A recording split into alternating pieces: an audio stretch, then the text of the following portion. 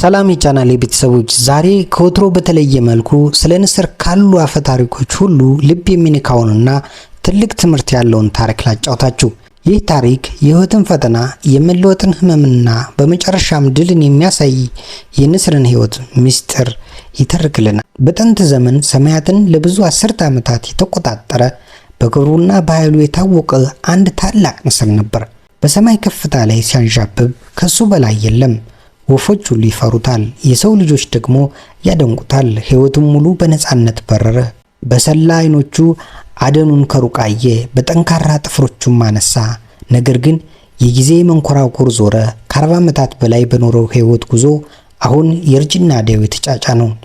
ጠንካራ የነበሩት ጥፍሮቹ አሁን ደነዘዙ። አደናቸውም በጥብቅ ለመያዝ ይቸግራሉ። የሰላ የነበሩ ምንቃሩ ከብዛት አጠቃቀም የተነሳ ጠማማና ደብዛዛ ሆነ። ክንፎቹ ቀደም ሲል በሰማይ ላይ በስፋት ይዘርጉ የነበሩት አሁን በከባድና በወፈሩ ላባዎች ተሞልተው መብረር ከበደው። የአደን ችሎታውንም እየቀነሰ መጣ። ይህ ታላቅ ንስር አሁን በአንድ ከባድ ምርጫ ፊት ቆሟል። ወይ በዚህ ደካማ ሁኔታው ቀርቶ ሞትን መጠበቅ፣ ወይም ደግሞ አስቸጋሪና ህመም የበዛበትን የህይወት እድሳት መንገድ መምረጥ። ንስር የመኖር ከፍተኛ ፍላጎት ነበረው። ለውጥን ለመቀበል ወሰነ። ንስሩ ይህን የህይወት አዲስ ምዕራፍ ለመጀመር ወደ ከፍተኛ ተራራ አናት ላይ በረረ። እዚያ ከማንም ርቆ ብቻውን ጎጆውን ሰራ። በሚቀጥሉት 150 ቀናት አሳሳቢ የለውጥ ጉዞ ይጠብቀዋል።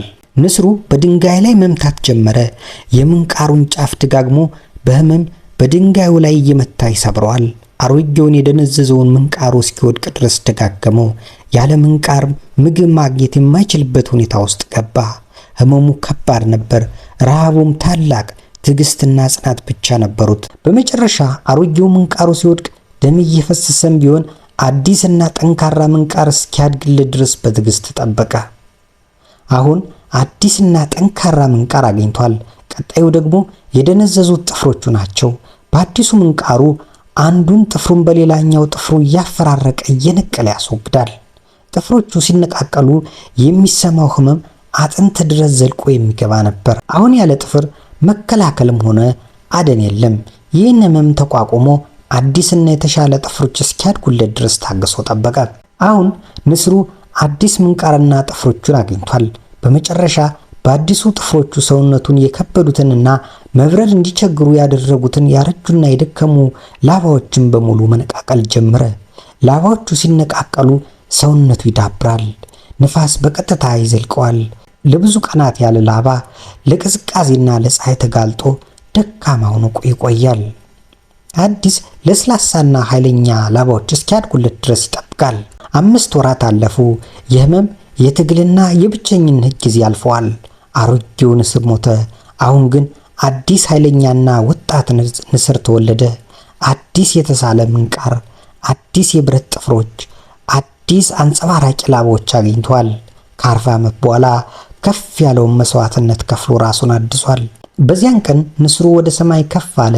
ከመቼውም ጊዜ በላይ በኃይል በረረ። የድሮ ማንነቱን አራግፎ አዲስ የመኖር መንፈስ አግኝቷል። ድምፁ አሁን በሰማይ ላይ እንደገና በግልጽ ይሰማል። በቀጣዮቹ 30 ዓመታት ደግሞ ይኖራል። ወዳጆቼ፣ የንስር እድሳት ታሪክ ይህን ይመስላል። ይህ አፈ ታሪክ ህይወታችን ውስጥ ከባድ ፈተናዎች ሲያጋጥሙን አሮጌውን ማንነታችን ትተን ህመምን ተቋቁመን ራሳችን አድሰን አዲስ እና የተሻለ ማንነት መፍጠር እንደምንችል ያስተምረናል። የመለወጥ ህመም ጊዜያዊ ነው፣ ውጤቱ ግን ዘላለማዊ ነው። አሁን እናንተስ የህይወታችሁን አሮጌ ላባዎች ለመንቀል ዝግጁ ናችሁ? ወደፊት ለመሄድ የደነዘዙ ጥፍሮቻችሁን ለመስበር ድፍረት አላችሁ? ይህን አስገራሚ የንስር ታሪክ እንዴት አገኛችሁት? ሐሳባችሁን ኮሜንት ላይ አስቀምጡልኝ። ይህን ቪዲዮ ከወደዳችሁት ላይክ ማድረግ፣ ሼር ማድረግና ለቻናሌ ሰብስክራይብ ማድረግ አትርሱ። የሚቀጥለው ቪዲዮ እንገናኝ።